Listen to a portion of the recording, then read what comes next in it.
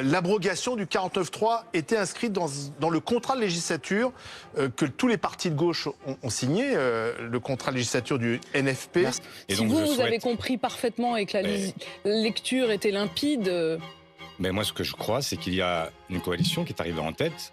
Mais moi, je souhaite que le gouvernement de la France soit conforme à ce que les Français ont adopté au moment de l'élection législative du mois de juillet. Ce sont vos amis d'ailleurs. Je sais même plus quoi leur dire parce qu'il faut savoir que le vote d'un budget, c'est ce qui définit ceux qui sont dans l'opposition ou dans la majorité. Là, en ne censurant pas le gouvernement, le Parti Socialiste fait un pas d'entrée dans la majorité. Le Parti Socialiste avait d'abord dit pas de 49.3, sinon c'est la censure. Chaque vote va compter. Il n'y a plus de 49.3. Ça veut dire quoi? Ça veut dire que chaque député sera amené à se prononcer et son vote aura une conséquence directe. C'est la première fois depuis 1958. Ça n'est jamais arrivé. Ils ont dit la taxe Zuckman, sinon c'est la censure.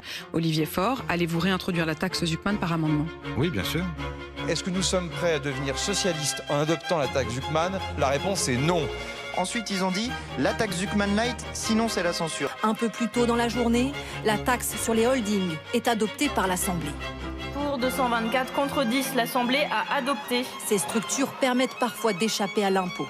Le texte a été modifié par la droite, mais dorénavant, certains des biens détenus par ces holdings seront taxés, comme les bijoux, les chevaux de course ou encore les yachts. Et aujourd'hui, ils s'avalent d'une certaine manière un 49.3 avec un budget d'austérité.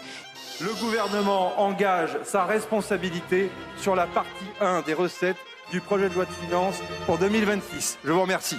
Vous l'avez annoncé, vous ne censurerez pas, à part quoi? Il y a 3 de vos députés qui s'apprêtent à censurer? Oui, à peu près, je pense. Censurer, c'est ça? Pas davantage? Non. Au final, ils rejoignent de manière très concrète la majorité macroniste, puisqu'ils ne censurent pas un budget, ils ne censurent pas un gouvernement qui est, je le dis, totalement contraire au programme sur lequel ils se sont fait élire.